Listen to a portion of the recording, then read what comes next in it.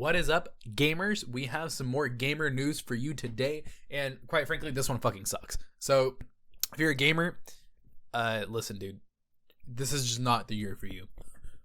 I'm sorry. I'm really sorry to break it to you. I don't want to be the one to break it to you, but here we are. Woof, woof, woof, woof, burr, burr, burr, burr. Woo! That was my inner gamer coming out a little bit. Sorry. I just felt for you guys, so it came out. But essentially, there's been some shit about Bethesda that came out, and quite frankly, Bethesda, you look like douchebags. And clearly Bethesda, they did not learn their answer when they were looking at Doom Eternal. So we all know the game Doom Eternal. It was one of those critically acclaimed games, one of those games that had a really damn good soundtrack. The one that you could just whoa, whoa, whoa, whoa, whoa, you know? Like you're popping off a little bit because the Doom soundtrack is just kind of hyping you up and you're like, whoa, my gosh. So speaking of the soundtrack, the person who made it was Mick Gordon. And that was for the 2016 one, and as well as the Doom Eternal one, but he worked less on that one. And today we're going to be talking about the Doom Eternal one. So if you've followed the Doom series, you know that the music is like one of the biggest parts of the game, and it's almost as important as the gameplay itself. The music is literally incorporated into the gameplay, given that like your actions have effect on the music that plays like around you. But like, what's going on? What got exposed? Like my mom walking in on me taking a shit with all my clothes off. Why did I just say that? Oh my god, ignore that. Before we kind of get into it, I want to show you guys. So let's see how bad it actually got here. So to start off with, let's literally just Google Doom 2016 OST Spotify. What comes up? Okay, here, look. The first link, Doom original soundtrack, album by Mick Gordon. Mick Gordon, as I talked about earlier, is the original composer. So for 2016, we can see that, like, hey, look, it's the actual album, Doom original game soundtrack by Mick Gordon. It's got like 31 songs in it, and this was like the official one. So what happens when we Google the Doom Eternal soundtrack on Spotify? Here you go, Spotify. So we get a playlist by Otaku, which, if you're an otaku, I'm not gonna say anything about otaku. You guys go do your own thing. I'm proud of you guys. But if you look at it, that's the first one. It's a playlist. It's not the actual. If we click it, it's not the actual an album. You can see here it's by Otaku, and it's just not the actual one. Best songs from the video game, and it's just a collection here. And if we go back down, you can see like, hey, why isn't the Doom Eternal soundtrack on Spotify? A whole bunch of people talking about it. Doom Eternal's soundtrack removed from YouTube and Spotify. Like it was so negative that they essentially had to remove it. So let's start off with Marty Stratton, I believe his name is, and Marty Stratton is the executive producer of Doom Eternal and Doom. And so what had happened is Marty had posted a Reddit thread, and in this Reddit thread, he was discussing what happened with the OST. So essentially, ID Software, when they had released the OST album for Doom Eternal, they got a lot of backlash because it wasn't up to par as to what Doom 2016 was. And the fans were really just disappointed, to be honest with you. And a lot of them were kind of just directing hate towards them, I think, too, and just a whole bunch of stuff. So Marty Stratton had ended up making this Reddit post, and he was discussing the actual OST and what happened with it. So we can see here, this was actually posted 3 years ago. And in this title, you can actually see that it says potentially misleading, see pinned comment. And that's what we're going to be talking about today. Why is it potentially misleading? What's going on with this?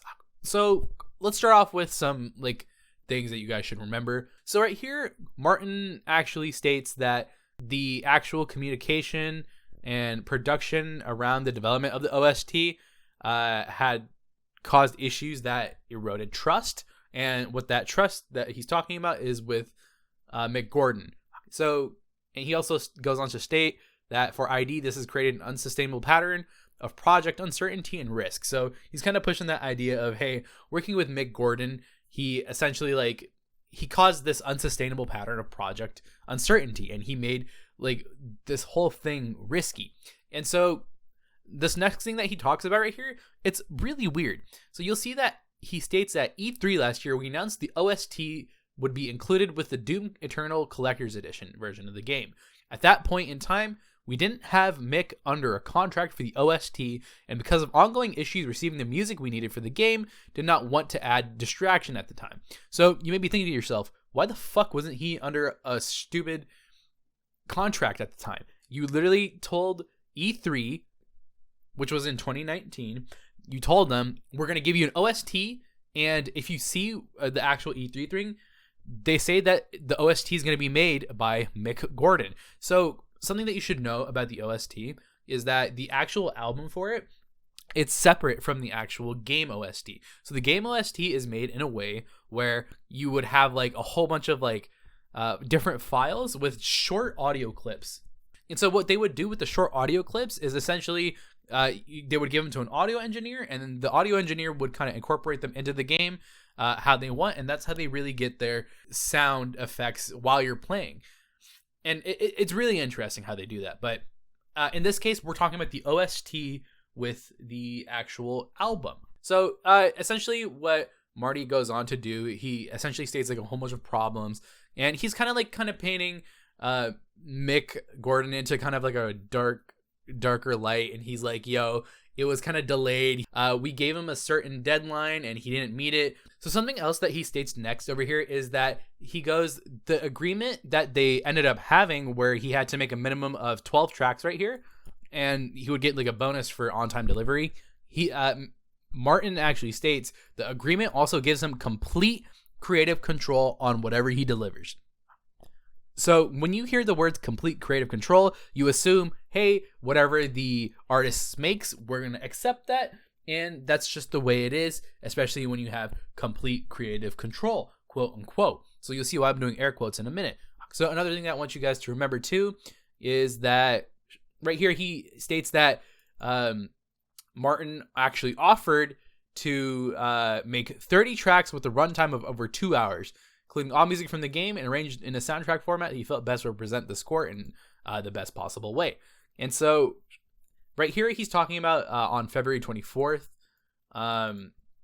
where they were like making a actual arrangement. So he's kind of talking like right here, like there's something that has already been kind of made, and Mick reached out to them, ID Software, to actually make a contract finally for the OST.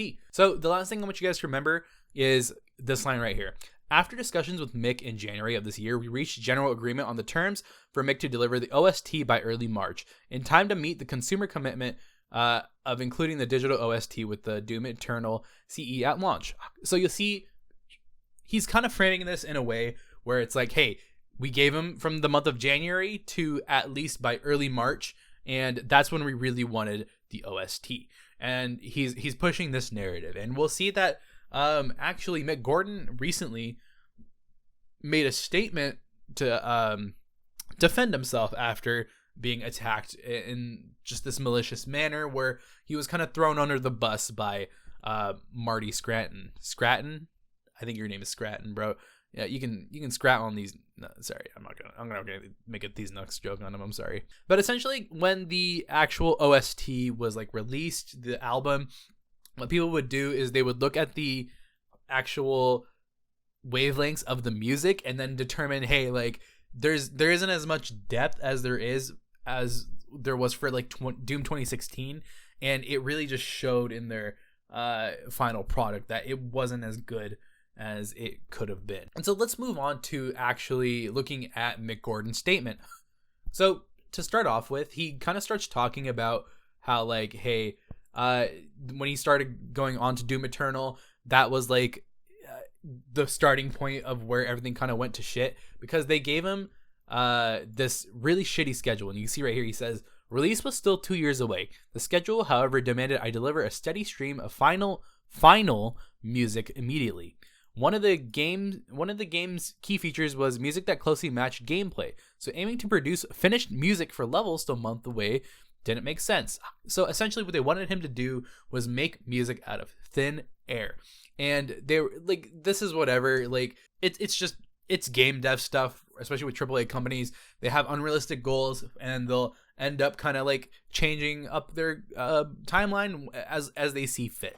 And that's what a good gaming company does. So they'll adjust when they need to. They also at that point had barely any levels like actually existing, and they were still blocking out the levels. You can see right here he states most levels were still getting blocked out or didn't exist, and the fantasy combat puzzle design philosophy wasn't clear yet. So essentially he was going off fumes. He didn't get any feedback on how they wanted it, and he essentially had to start from nothing. In order to like combat this, he ended up messaging Marty Scranton, and I keep saying Scranton, I think it's Scranton, but I'm gonna start calling him Marty, just Marty. So he messaged Marty, he sent him an email, and he kind of gave him just a proposition, an alternate plan, one that could like actually kind of work.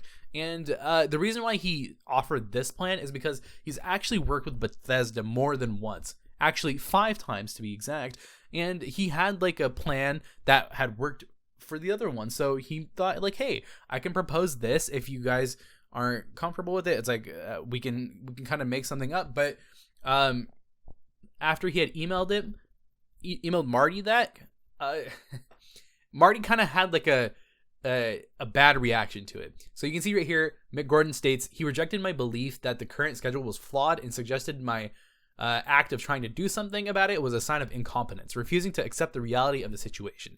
He threw the proposal back in my face and proceeded to tear me down for having the audacity to raise the issue in the first place. So essentially what we're seeing here is that the executive producer for Doom was being a little bitch.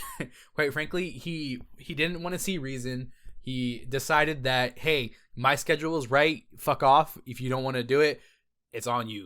One thing about Mick Gordon is that he's not like a salaried employee. He's a contractor. What the company will do is they'll hire Mick Gordon as a contractor to make some music, and they essentially pay for him to make stuff by the minute. And so that's essentially how they get their music from Mick Gordon. So there was a whole bunch of shitty shit that happened past that. So one of the first things is, one of the big notable things that honestly happened that really like spurred this is that Mick Gordon hadn't been paid for 11 months initially. And with that, the reason why he wasn't paid for 11 months is, so he's paid for anything that ID Software accepts as a song or OST or a sound effect. So anytime they accept that, they pay him for it. So essentially what they were doing is that after a while, the audio team, he states right here, as predicted, the audio team weren't willing to sign off on anything. They couldn't thoroughly test, and they withheld approvals and therefore payment for months. Beginning in January 2019, I went 11 months without pay. And so you might be thinking like, okay, it's 11 months. Did he do any work? He did a lot of work, and everything that he would like kind of just send to them, they would reject or just ignore and then ask for more while just not paying him. And that quite frankly, like, I guess it's in terms of the contract, but in terms of being in good standing with some of your artists that you're hiring, that's a completely fucking shitty thing to do. Like, fucking pay your goddamn artists. It's not hard. You're a AAA company. You can afford it. You're gonna fucking mooch off of people and not fucking pay them for it. It just shows what kind of company you really are. And I'm really sad because I know that the developers, they're not like this. This stems from management. It's always the management. Developers and artists, they want to make their work actually be something that they can represent themselves with. They want people to see the hard work that goes into it. And the thing that seemingly always just fucks it up is stupid ass management. And if management was just a little bit better, if they could manage themselves instead of like just throwing shit under the bus and then having the developers get all the hate, if they could just take a minute to just not be douchebags, we wouldn't have to go through this stupid shit where you get artists like Mick Gordon not being paid for 11 months. So to make matters worse, not only did Mick Gordon not get paid for 11 months, he actually wasn't even under contract when Bethesda and ID Software announced that for the special collector's edition, there would be an OST made specifically by Mick Gordon. So Mick Gordon was under no contract. He had no knowledge of this beforehand. And the way that he figured this out was from actually watching the E3 and any social medias that were talking about it. And so that's a really shitty way to find out that they're going to do this on you. And so you can see over here that there was a big problem that he especially stated. Pre-orders went on sale immediately. A severe issue because customers were putting money down for a collector's edition item that had no way of materializing. The standalone OST wasn't in production, and I hadn't been offered a contract to produce it. In fact, we hadn't talked about the scope, the time frame, or whether it was even feasible.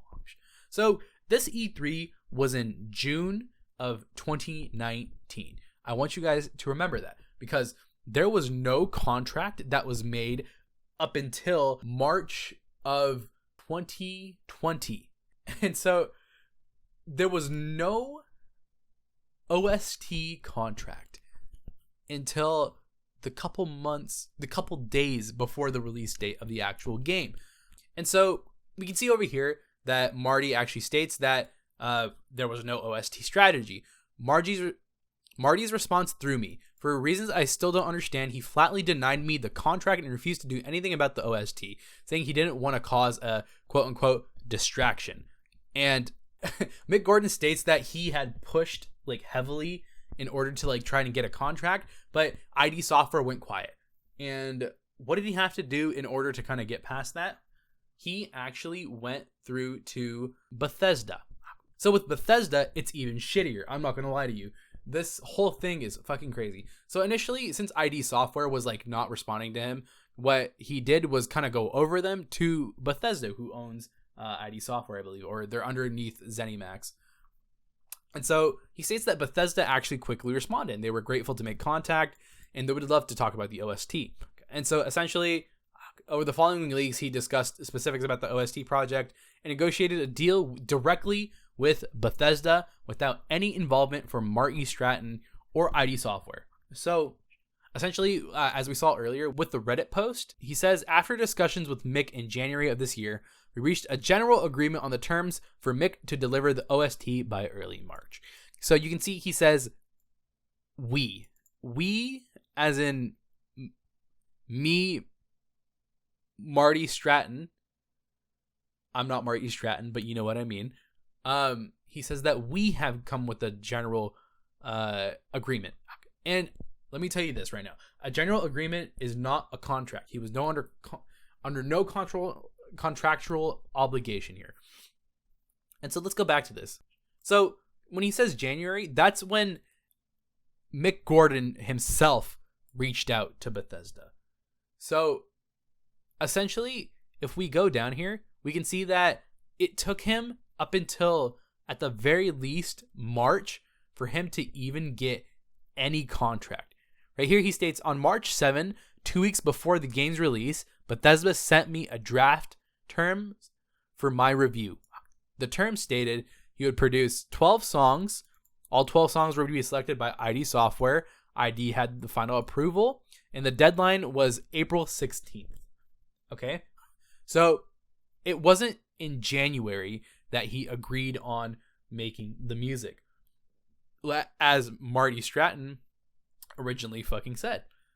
No, this was just a draft that he received. And so we can also see here, this thing is also important right here. He says that Bethesda told him that the April 16th deadline was ideal, but if he needed more time, he'd be happy to amend the contract later. As you can see right here, we can see that Mick actually got his final contract for the OST on March 18th. And so what was in this contract, by the way? Something funny actually happened. So on top of the payment for the Doom one, Bethesda did a really fucking shitty thing. So over here, Mick states that back in 2015, he scored another Bethesda published game from a different studio, and shortly before the release, the team asked him to do a standalone soundtrack album and wanted it ready for day one. It was like a rushed thing, and essentially what happened was they had asked him to start on working on it without doing the contract initially, And so he actually did it because he was assured that, hey, you would get a contract at the very end of it when you turn it in. What he states here is he crunched to finish it on time, but when handing it over, the team literally told him they didn't need it and there was no use for it and they didn't want to pay for it. And so the contract never showed up. And so to add some like fucking shit into Mick Gordon's mouth, what they did 4 years later on October 2019 is Bethesda started to sell the same album, no changes, without telling him beforehand, and he had to learn about it through social media, and they just didn't pay for it. And so essentially, like, he had brought this point up, and they agreed to pay him, but it had to be in the Doom Eternal OST contract. So the shitstorm literally does not end. So earlier we saw that Bethesda said, hey, you can have, we just need it by April 16th, and we're just going to write that in the contract, but hey, we're okay if like it comes a little bit later. So over here you can state, he says, Bethesda told me that April 16th was a deadline that was ideal, but if I needed more time, they would be happy to amend the contract later. So funny part is Marty comes in maybe like a couple days later and tells him that April 16th is the absolute due date. You can't have anything after that. And he kind of he went on to say, hey, consumer protection laws in some territories meant anyone who purchased the collector's edition was entitled to a full refund if they didn't receive the OST by April 20th. So it's like, okay, why are you saying that? So Mick states that it had dawned on him that he was being threatened. Refunds meant financial losses.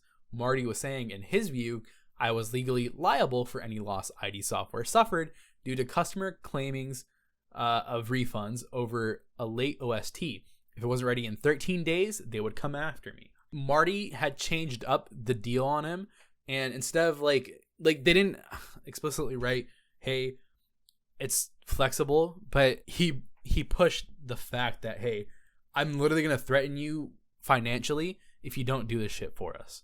And that in itself, like, I don't understand why you need to do that to people who are clearly willing to work on your game and who want to work on your game to make it better. It's just fucking dog shit that they would even like attempt this stupid shit. And so to continue on with this bullshit, Mick actually continued to push on to make the songs, and he ended up doing it.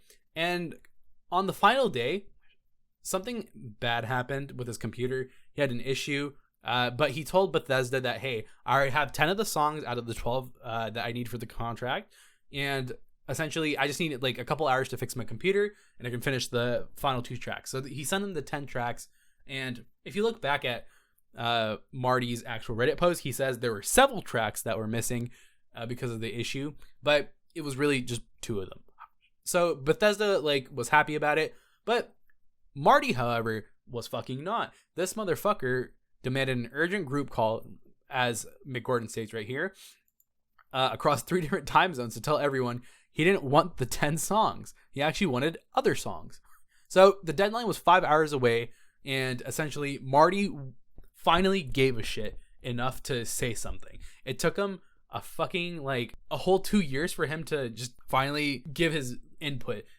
After all this time when Mick was just on his own, he constantly asked Marty and anyone at ID Software for any like feedback, any direction that they wanted. He wanted to help them kind of push through it, but ID Software, Marty Scratton, reportedly fucking didn't do jack shit until the last 5 hours.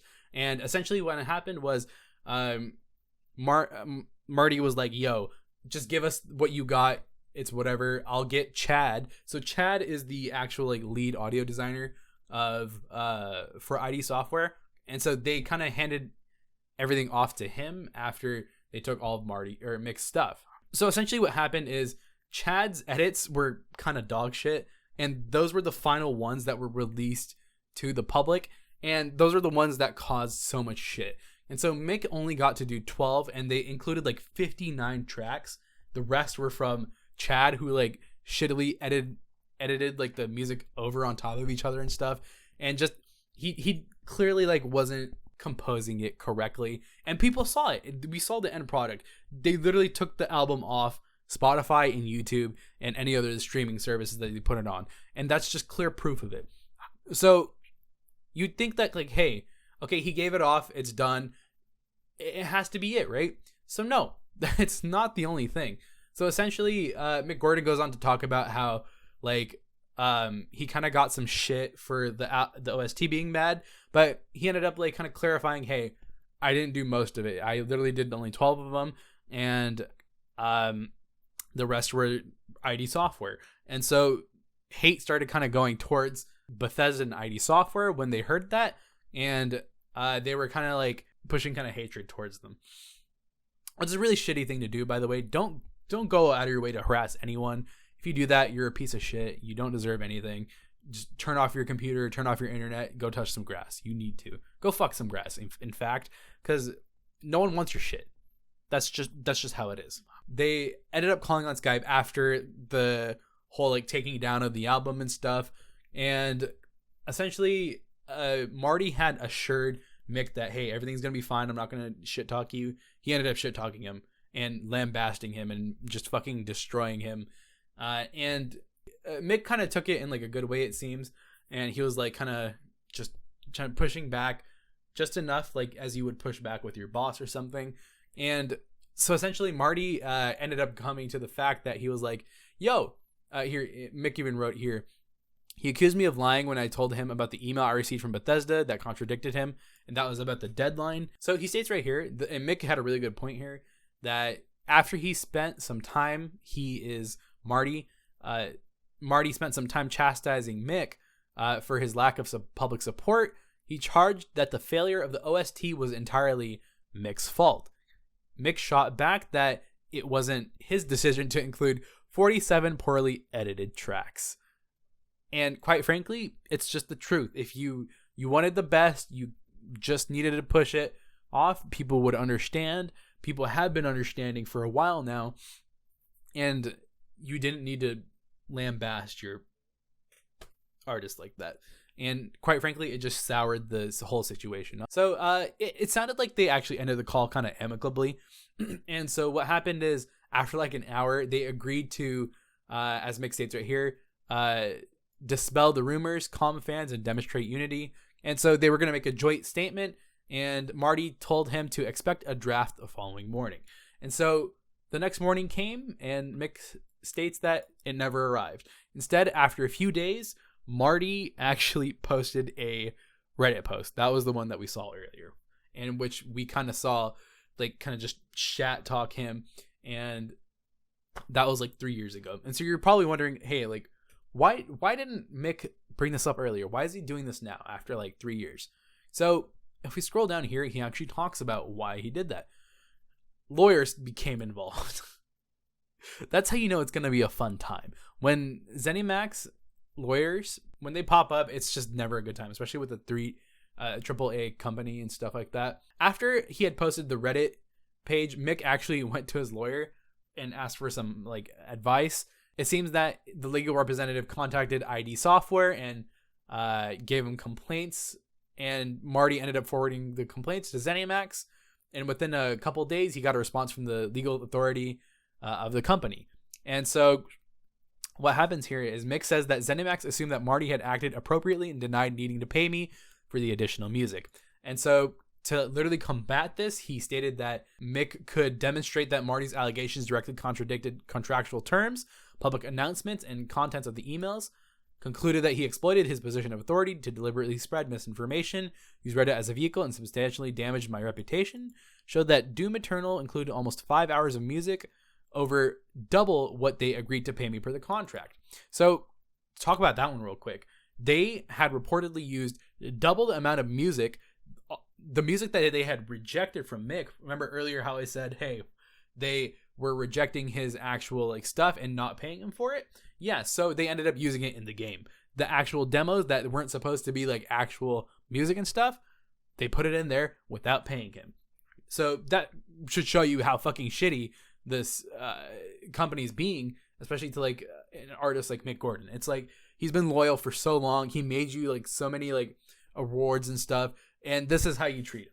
And so going back to the lawyers, though, once he had presented those details, this is how I know kind of like the Bethesda is probably most likely in the wrong. They decided to settle. And to me, like, when you settle like that, it's kind of clear that it's like, hey, we're probably guilty of it. And I'm not saying that they are, but it's just that these actions kind of like show me personally that, hey, it did happen. And we don't quite want to fight that in court. So essentially, just to kind of end this off a little bit, Mick Gordon and the lawyers, they were kind of like going back and forth. And essentially, in the end, they wanted Mick Gordon to just take a gag order and then just not talk about it. And here's some of the actual details that they wanted at the very end.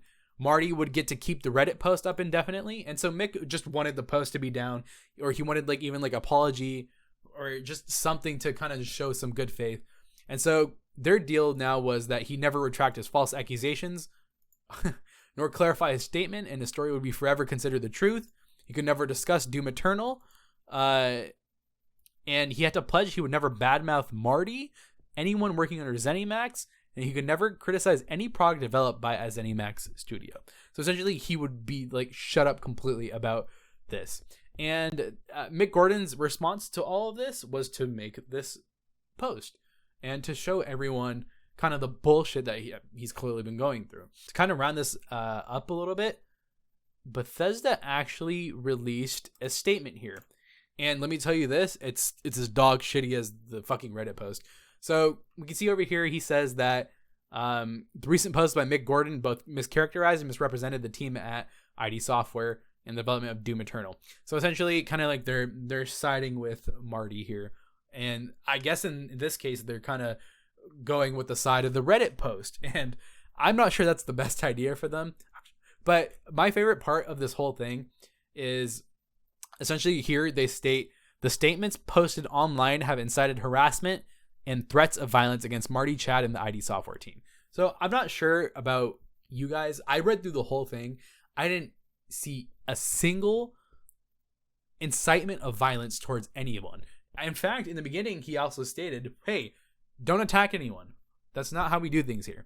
And quite frankly, like, just seeing that on their post shows me like some dumbass lawyer wrote this, and essentially it has no meaning behind it. And it seems clear that they're gonna stick with Marty's Reddit post here, but listen, it's just so scummy the way that they're handling all of this. And instead of just paying Mick his dues and kind of showing like a sign of good faith or anything like that, they're not. They're piling on themselves, and it's another shitty thing a AAA company is doing. And quite frankly, they need to learn their lesson. So they even say, we stand ready with full and complete documented evidence to disclose in an appropriate venue. And they call like Mick's like side of the things quote unquote facts. They put quotes around facts, and they're like, it's only one-sided and you don't know everything, okay? And it's selective truth and selective presentation. And it's like, well, it's clearly like the experience that he had with you guys. And if you guys can't like fucking drop the evidence that you need to dispute this, it's clear. Like, what do you guys have to hide? Just drop it, all right? Like, it's a really shitty thing. Don't fucking treat your artists like dog shit like this. And to kind of round this off, I feel bad for Mick Gordon. Bethesda, you're a real piece of fucking work doing all this shit. You could do better. Bethesda, just do better. Just accept what happened and release the truth. Honestly, if you just released an apology, people wouldn't be that mad. Honestly, it showed that, hey, like, we made a mistake. We'll do better. If you can do that, people will accept you again. In this case, in my eyes, like, I just can't take I just can't take anything what you're saying with face value if you're siding with the Reddit post. They didn't even mention the Reddit post in the actual response post to it too. And hey,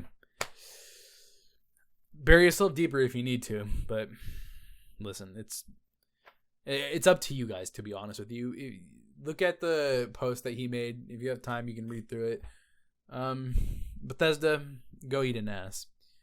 All right, yeah, so that's pretty much about it. I just wanted to bring this up to talk about it because it's a really shitty situation. And so coming off of the Bayonetta situation with a voice actor where it's clear that she kind of lied a little bit because her ending statements for clarification were just not actually there, and it had a whole bunch of holes in it, and it just didn't work out.